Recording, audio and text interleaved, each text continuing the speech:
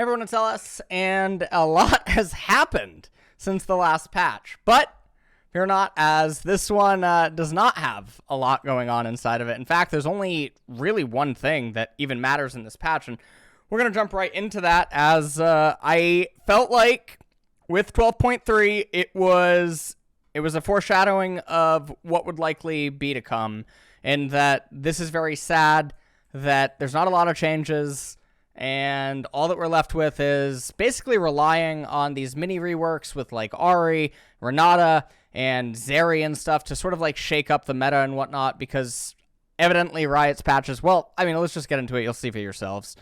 So first up is Ahri. So Ahri has obviously been terrorizing everything. Honestly, in my most recent patron solo queue and clash tier list, which is going to come out, I think, right after this video, I'll be posting it on Patreon, as well, whenever this video goes live. Ahri almost deserves to be in a tier of her own because she's just so brokenly safe in everything that she's so good for solo queue. And even inside of competitive, I've gone on to call her the #1 job security champion just because it's really hard to look bad on Ahri. But the difference in that, you know, Syndra or Victor, two other champions that it's kind of hard to look like you're the problem on them, Ahri has setup. And setup is something that allows you to still have some sort of proactivity, and it's also a lot easier to do it on Ahri than other traditional job security champions. So Ahri's nerf inside of this patch: W base damage decreased, mana cost increased, E mana cost increased. What I will note is this does nothing to touch the AD variation of Ahri, which I've begun looking at, but I don't have enough of a concrete conclusion on it, whether or not it's viable. You guys might have seen Caps was goofing around with it. Apparently there's other players that also play AD Ahri at a very high MMR, and so not really sure. But what I do know is that these changes do not touch AD Ahri in the slightest. W Foxfire 60 to 160 plus 30% AP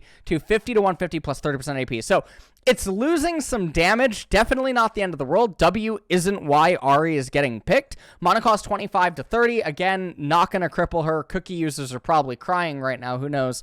And then E Charm, mana cost 50 to 60. Again, these are things that you can just learn to play better. This is not going to be the end of the world. These changes don't really touch her. Ahri is still probably just going to be the best mid lane champion that you could pick. And I mean, I almost put her in Z tier in my solo queue lists, but I mean, kind of can't. She's not actually like super broken. She just sort of has it all going on for her right now, and that's very good. We move on to Gwen. Passive damage against monsters decreased, E bonus stack range decreased. So one of the things for Gwen right now in competitive is that she's able to be flexed 3 roles, 4 if she's being paired with Senna.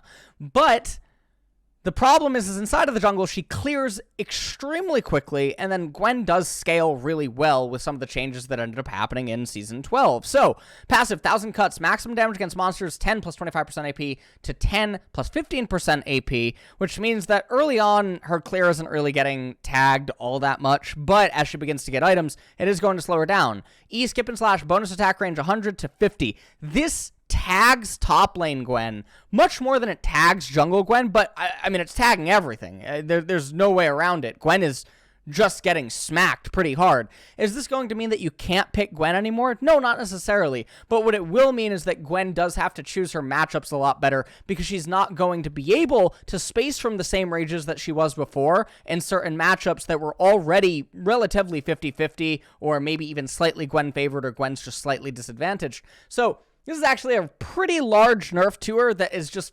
funneling her into being much more of a specific pick. And then for jungle Gwen, it's just tagging her really hard, and there's no way around it.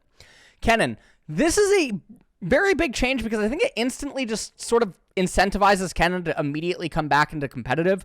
W full stack bonus damage on basic attacks increased. Kennen hasn't had much presence in top lane, so we're giving him some small buffs to shock the current meta.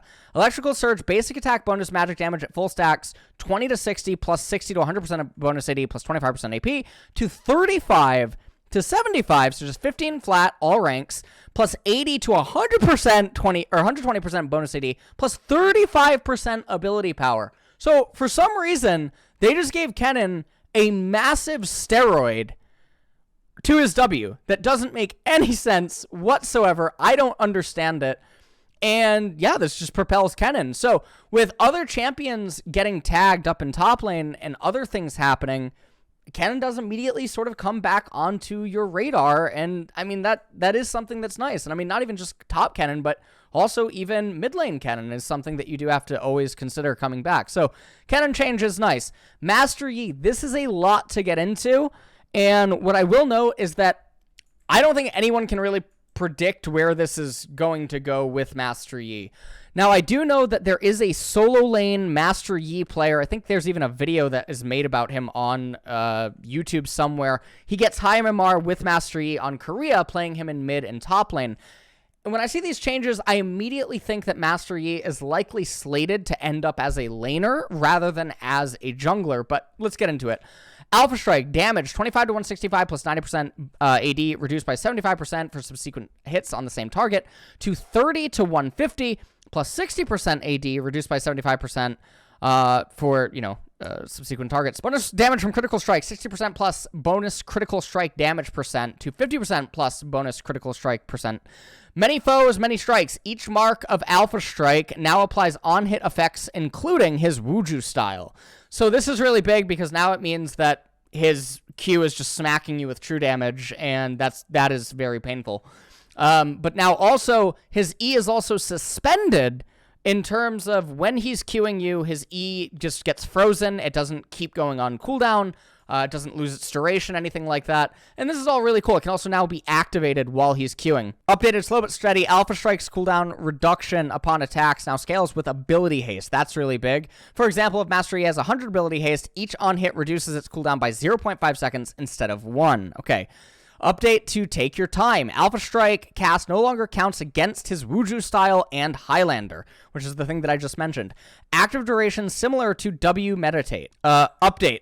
Wuju style and R, and then obviously it says that Wuju style cannot be activated during his Q and his R. So, Wuju style, true damage, 30 to 70 plus 35% bonus AD to 30 to 62 plus 35% bonus AD. So, it's losing a little bit of true damage later on, but you get on hit on his Q. Now, obviously, the fact that his Q now has on hits, his Q can reset, you get multiple Q casts, etc., suspends the E, and now his Q applies on hits, makes me instantly think that, yes, some sort of variation of on-hit Master Yi is likely going to come back. And the thing is that I think that now, because this is the way that he's going to be scaling, he probably wants levels, he probably wants gold. And the reason that I say that is because you want to get your E and you want to get your Q to max rank, which means that you want to get to level 13, and that's going to be a very important breakpoint for Master Yi. And obviously inside of the jungle, this is going to be harder to come by. Now, it doesn't mean that Yi can't go into the jungle, but what I am thinking is that he will end up as a mid laner or he will end up as a top laner, which means that we really do have to monitor nerfs to other champions that are already existing inside of that lane to understand, like, well, all these champions are getting tagged. Maybe that means that Yi can just flourish. And I think that is very, very good. But I'm going to reserve comments until I actually start playing the champion myself or just seeing how other people are doing with him, if anyone's going to experiment. All right, very small buff here to Misfortune. W passive movement speed on respawn increase. So she just gets strut every time she's on Fountain. Wow. I will say that Misfortune is still one of the best AD carries in the game. If you actually go back and look at why she was nerfed, there's no reason for all the pro players to stop playing her whatsoever. The lethality variation of her build is the best in that you go Eclipse, and then you go Collector, you go Lord Dominic's, and then you can end up going Infinity Edge if you want to go that route, or you can just keep on going with lethality, and you can end up picking up Cyrilda's instead. It really depends like what you're trying to do on Misfortune, but everyone that was playing her was always playing her with the crit variation. Lethality obviously makes her curve a lot harder, it makes her spikes a lot stronger, it makes her recalls more potent, and Misfortune is just boring, and so people don't want to play her. Samira, health growth and armor growth are increased. R cooldown decreased. So Samira already got one buff with the Inferno trigger, and to my knowledge, there are some people that are playing Samira in top lane now rather than as an AD carry down in bot lane. Health growth is actually up pretty considerably. I mean, it's nothing necessarily to scoff at. She is getting an extra 102 HP at level 18. Armor growth is also up, so she's just having a lot more durability in early laning phase, and now R Inferno trigger 8 to 5 seconds. You combine this with the fact that she also did just get a buff previously, as well as, again, other things happening in top lane, and maybe Samira's actual lane is not even bot lane, but maybe it does end up being top. Samira. Riot keeps doing these, like, mini adjustments to champions that are trying to really alter how they play. Before, they kind of wanted Seraphine to be an AP carry, but now with the changes in direction that they're going with here, it's evident that I think they just want her to be a healer, and they want her to be a utility champion and whatnot. Mana cost 50 to 130 to 50 to 90, so way less mana intensive on her W, which is very big for her. Cooldown 26 to 22 to 28 to 20. So obviously you don't get access till W until way later on, but when you do, it is going to be cheaper and it's going to be on a shorter cooldown. Shield 75 to 225, levels 1 to 18, plus 45% AP, to 60 to 140, plus 40% AP. So the shield is going to be less later, but obviously it comes up a little bit more frequently, not the end of the world. Ally shields, 50 to 150, 1 to 18, plus 30%, to 60 to 140, plus 40% AP. So for the allies, it is actually just going to be bigger. Healing, 5% plus 1.125% per 100 AP of missing health per ally in range, to 5 to 7%, plus 0.75% per 100 AP. Of missing ally in range. So again, Moonstone build is just getting a lot of help. Moonstone build is getting insane aid.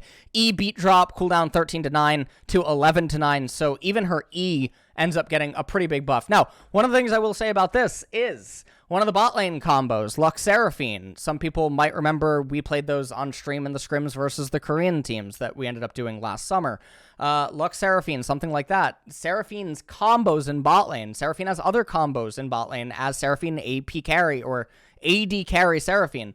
These changes really enhance her utility and her all-in and just sequences that she can play out in early levels, and that's really big for her. We move on to Xin Zhao. E cooldown increased, R invulnerability duration decreased. Zin's a staple in pro play right now due to his consistent and reliable engage with his E combined with the safety of his R, so we're targeting some of the engage power and also ensuring his ultimate doesn't provide him with too much of a safety net. Audacious charge, 11 to 12 seconds. Not the end of the world because, again, when you factor in ability haste, the difference here is so minor that it almost doesn't really change anything.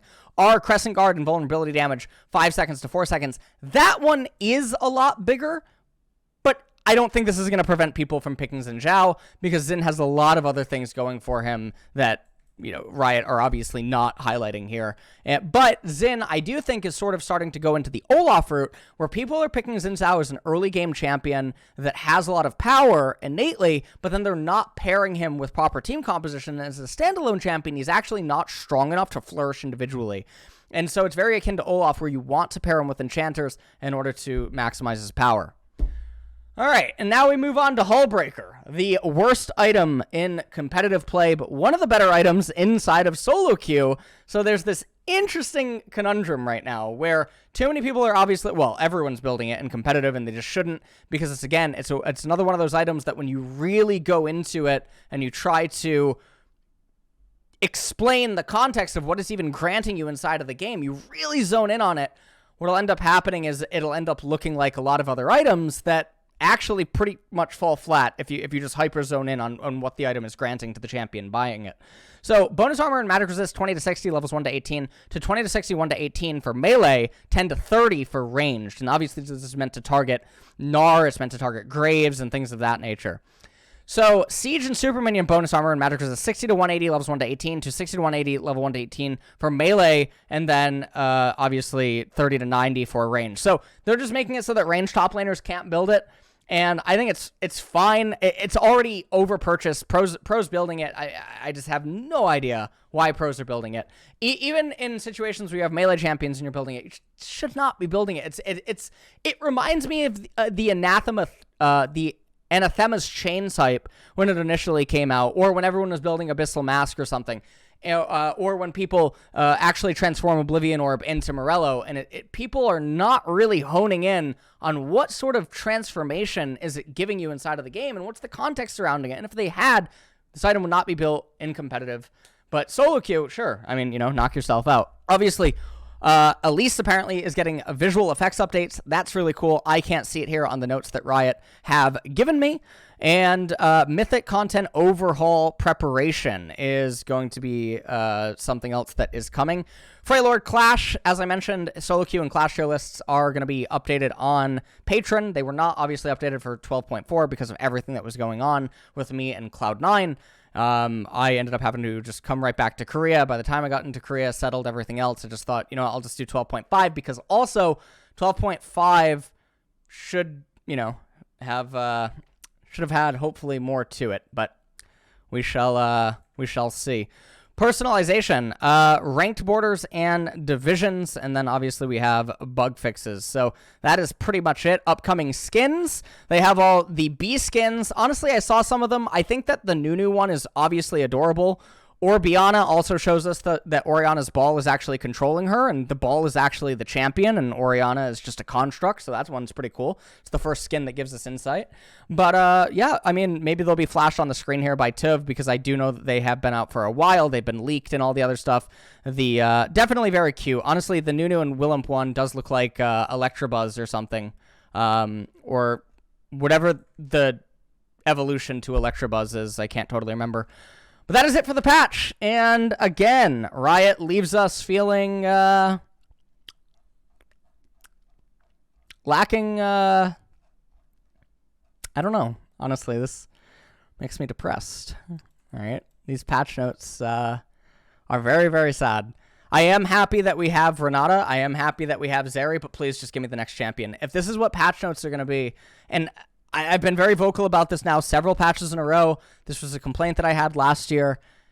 I just look at pro play. Look at the repeated champions over and over and over. Look at how the drafts are unfolding with such similar patterns over and over and over.